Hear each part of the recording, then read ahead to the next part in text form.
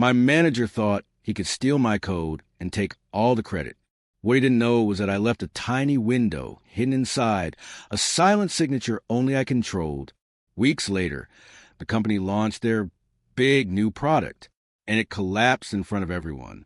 That's when I stepped forward, showed the proof, and turned their theft into a $1.2 million victory with my name on it. So this whole mess started about 2 years ago when I was working at this big tech company in San Francisco. You know the type? Fancy office with ping pong tables and kombucha on tap, but they still pay you peanuts compared to what they make off your work. Anyway, I had this regular 9-to-5 gig as a software developer, nothing too exciting, just maintaining legacy code and fixing bugs that other people created. But here's the thing, I'm one of those guys who can't just clock out and forget about coding. In the evenings and weekends, I was working on my own little side project. Nothing huge, just a simple app that solved this annoying problem I kept running into. You know how sometimes you have those brilliant shower thoughts about how to make life easier?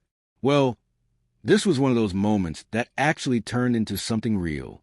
I called it my little happiness project. Because honestly, working on it was the only thing that kept me sane after dealing with corporate bureaucracy all day. The app was pretty straightforward. It helped people organize their daily tasks in a way that actually made sense, unlike all those overcomplicated productivity apps out there that require a PhD to figure out. Now, my manager, Mike, was this typical middle management type. You know the guy, always wearing those startup casual button-downs, drinks way too much coffee, and loves throwing around buzzwords like synergy and disruptive innovation. But he seemed cool enough, and we had built up what I thought was a decent working relationship over months. One Friday afternoon, I was feeling pretty good about my little side project. I had just finished implementing this really clean feature that I was particularly proud of, and I guess I was in one of those moods where you want to show off your work to someone. Mike was walking by my desk, and before I really thought it through, I called him over. I pulled up my code and gave him a quick walkthrough of what I had been building. Nothing too detailed, just a basic concept and how it worked. Mike seemed genuinely interested, nodding along and asking a few technical questions that actually made sense. He even complimented the clean architecture and said it looked like something that could really help people. Then he asked if he could take a closer look at the code and maybe the presentation I had put together. Now, looking back, this should have been a massive red flag. But at the time, I was just excited that someone in management was actually interested in something I had created. So, like an idiot, I sent him the entire code base and my pitch deck. Oh, and there was this one little thing I had added way back when I first started coding the app. You know how when you're developing something, you sometimes throw in random debugging features or testing hooks that you forget about later. Well, I had built in this tiny backdoor, just a small piece of code that let me monitor usage and make remote adjustments if needed. Nothing fancy, just something I added during the early development phase and never bothered to remove. Honestly, I had pretty much forgotten about it by the time I was showing Mike the project. It was buried deep in the code base, completely invisible during normal operation, and didn't affect anything for regular users. Just one of those developer habits. Leaving yourself a way to peek under the hood if you ever needed to troubleshoot something. After I sent Mike the code, he seemed really enthusiastic about it. He thanked me for sharing and said he wanted to think about potential opportunities within the company. Maybe there was a way we can incorporate some of these ideas into our existing products, he suggested. I remember feeling pretty optimistic about the whole thing. Mike even mentioned that he might want to discuss it with some of the other department heads and see if there was interest in developing it further as an official company project. The way he presented it, it sounded like this could be my big break, a chance to work on something I was passionate about while getting paid for it.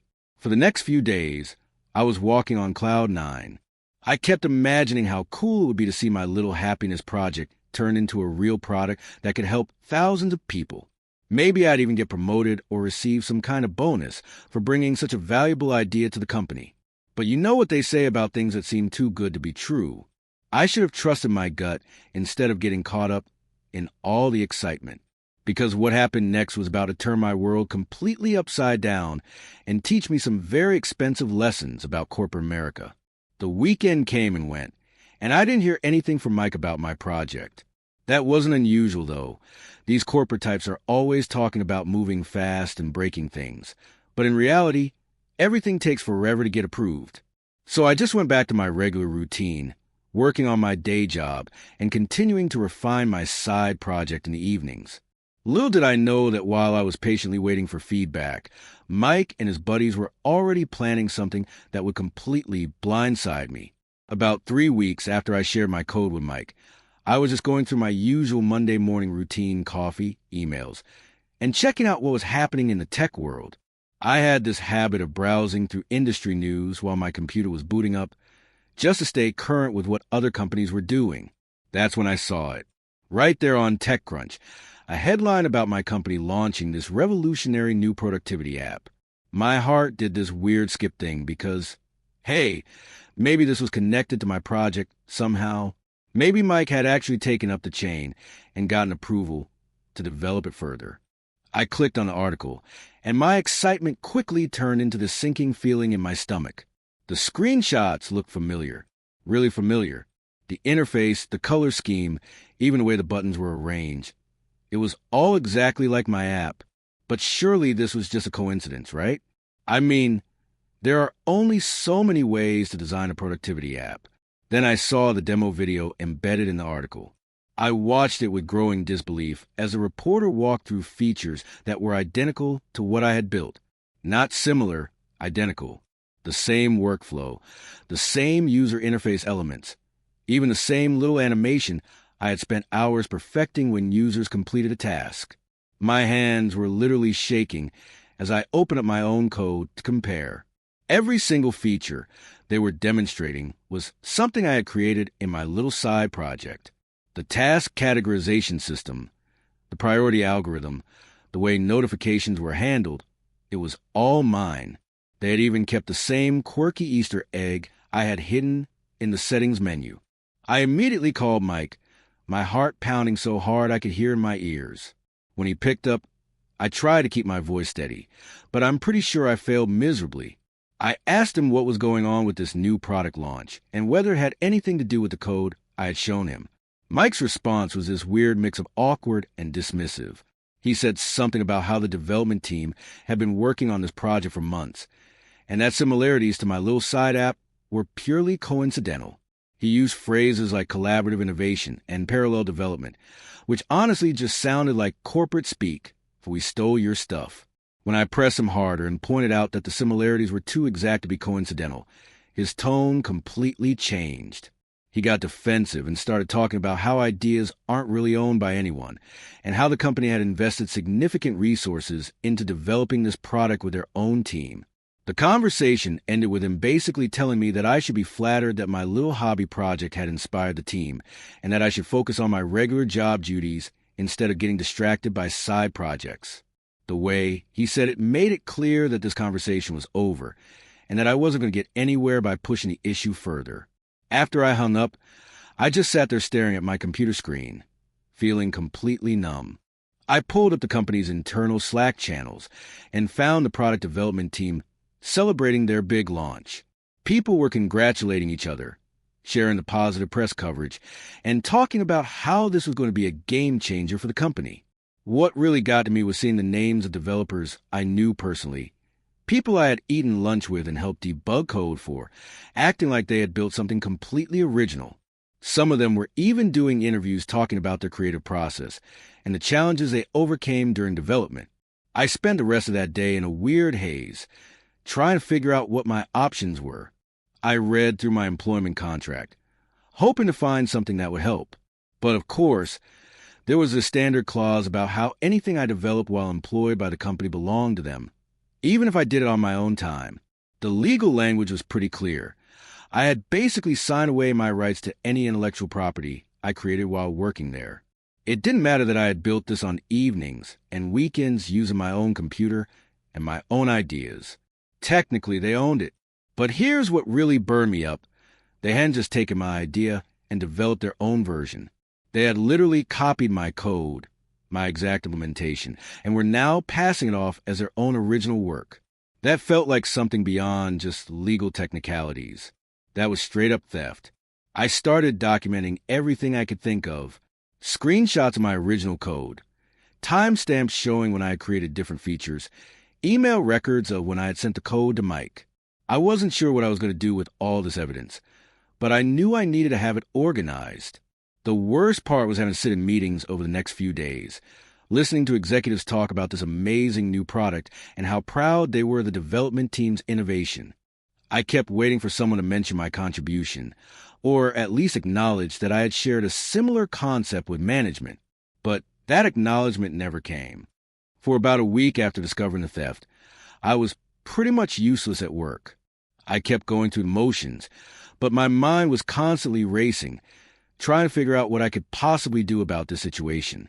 The legal route seemed hopeless.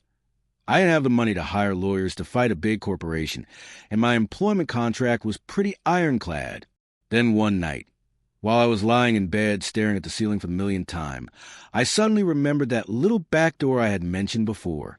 You know, that debugging feature I had thrown into the code during early development and then forgotten about. For the first time since this nightmare started, I actually smiled. I got up and fired up my laptop, diving deep into the codebase I had shared with Mike. Sure enough, there it was, my little digital signature, buried in a section of code that handled background processes. If they had really copied my entire codebase like I suspected, this backdoor would still be there in their production system. The next morning, I did some research on the company's new app they had made available for download, and early user reviews were pretty positive. People were praising how smooth and intuitive it was, which honestly made me feel proud and angry at the same time. Proud because I had built something people actually liked, and angry because I wasn't getting any credit for it. I downloaded their app and started poking around. From a user perspective, it looked exactly like my original creation, just with their branding slapped on top. But I needed to know if they had been lazy enough to copy the underlying code structure as well. Using some basic network monitoring tools, I started watching the app's behavior. I was looking for specific patterns in how it communicated with their servers, patterns that would only exist if they had copied my code wholesale instead of rebuilding the functionality from scratch. And there it was. The app was making requests to endpoints that follow the exact same naming conventions I had used. It was handling error messages in the same way I had programmed. Most importantly, it was exhibiting the same minor quirks that existed in my original code, little inefficiencies that I had been planning to optimize eventually. But the real smoking gun came when I tested my backdoor access. I wrote a simple script that would attempt to trigger the hidden functionality I had built into the original code. If their app was truly built from scratch, nothing would happen. If they had copied my code, I would be able to interact with their production system in ways they never intended. The first test was subtle. I just tried to ping the backdoor to see if it would respond. Within seconds, I got a response back with system information that should have been completely inaccessible to external users. My heart started racing, because this meant they had literally taken my entire code base and deployed it without even bothering to review what they were putting into production. Over the next few days, I carefully explored what I could do through this backdoor access. I was extremely cautious because I don't want to cause any real harm to users or damage any important data. This wasn't about revenge against innocent people who were just trying to use a productivity app. What I discovered was that I could influence certain aspects of how the app behaved. I could make features run slower, cause certain buttons to become temporarily unresponsive, or trigger error messages at specific times. It was like having a remote control for their entire product. The beautiful irony of the whole situation started to dawn on me. They had stolen my code and were making money off my work, but they had also unknowingly given me the keys to their kingdom. Every user interaction, every server request, every bit of data processing was happening through code that I had originally written and that I still had secret access to. I started developing what I guess you could call a strategic plan. Instead of trying to cause obvious damage that would get fixed quickly, I decided to create subtle, intermittent problems that would be really hard for their development team to diagnose and reproduce. The goal wasn't to destroy their app or hurt users. I wanted to create enough technical difficulties that the company would start looking incompetent in the eyes of the tech community and their investors. If I could make their stolen product look unreliable and poorly built, it would damage their reputation, and potentially force them to pull from the market. I spent several evenings writing scripts that would randomly trigger minor malfunctions during peak usage times. Nothing that would cause data loss or security issues, but enough to make the app frustrating to use and difficult for their support team to troubleshoot effectively.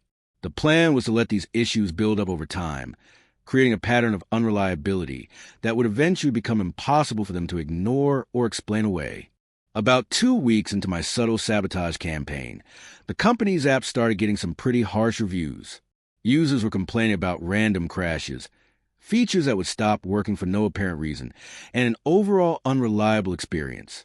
The app's rating in the store dropped from 4.8 stars to 3.2 stars in just a few days. What made this even more satisfying was watching the company's development team scramble to figure out what was going wrong. They pushed out several emergency updates, but since they didn't know about my backdoor access, their fixes were just addressing symptoms rather than the actual cause of problems. I was careful to document everything I was doing. Every time I triggered an issue through my backdoor, I recorded exactly what happened when it happened and how it affected the app's behavior. I was building a comprehensive case that would prove beyond any doubt that I had created this code and maintained control over it. The real turning point came when Mike called me into his office. He looked stressed, with dark circles under his eyes and that desperate expression that managers get when their projects are falling apart. He asked if I had any insights into why the productivity app might be experiencing technical difficulties. The irony was almost too much to handle. Here was the guy who had stolen my code, asking me to help fix problems that I was deliberately causing. I played dumb, suggesting that maybe they should review their code base more carefully or consider bringing in external consultants to audit their development process. That's when I decided it was time to make my move. I told Mike that I might have some ideas about what was causing the issues, and that I'd be happy to take a look at their code to see if I could spot any problems. The look of relief on his face was priceless. Over the next few days, I prepared my presentation. I gathered all the evidence I had been collecting, timestamps showing when I had developed each feature, screenshots of my original code, and most importantly, video demonstrations of how I could control their app through my backdoor access. I also reached out to a few people in the local tech community who I trusted. I wanted witnesses when I revealed what had happened, and I figured that having respected developers vouch for my story would add credibility to my claims. The demonstration I set up was pretty straightforward but devastating. I invited Mike and several other managers to a conference room, along with my witnesses from outside the company. I started by showing them my original code and explaining when I had developed each component. Then came the money shot. I pulled up the company's live app on a laptop and showed everyone how I could make it malfunction on command. I made buttons become unresponsive, triggered error messages, and caused the app to crash, all while explaining exactly what I was doing and how the backdoor worked. The room was dead silent as I walked through feature after feature, demonstrating that I had complete control over what they thought was their proprietary software. Every time someone in the room asked how this was possible, I explained that it was only possible because they had copied my original code without understanding what they were actually deploying. Mike's face went through several different shades of red during this presentation. At first, he tried to argue that similarities between code bases were common, but when I started controlling their live production app in real time, that argument fell apart pretty quickly. One of the external witnesses, a well-known developer in the San Francisco startup scene, recorded parts of the demonstration on his phone. He later told me that he had never seen such a clear-cut case of code theft in his entire career. By the end of the presentation, the managers in the room realized they had a serious problem. Not only had they stolen intellectual property, but they had deployed code to thousands of users without properly auditing what they were putting into production. From a security and liability standpoint, this was a nightmare scenario for the company. The company's legal team got involved within hours of my demonstration. They were clearly panicking about the potential consequences of this situation becoming public knowledge. A story about a major tech company stealing code from their own employee and then being unable to control their own product would be absolutely devastating for their reputation. Within 48 hours, I had received a call from their head of legal asking if I would be available for settlement negotiations. The settlement negotiations were honestly pretty surreal.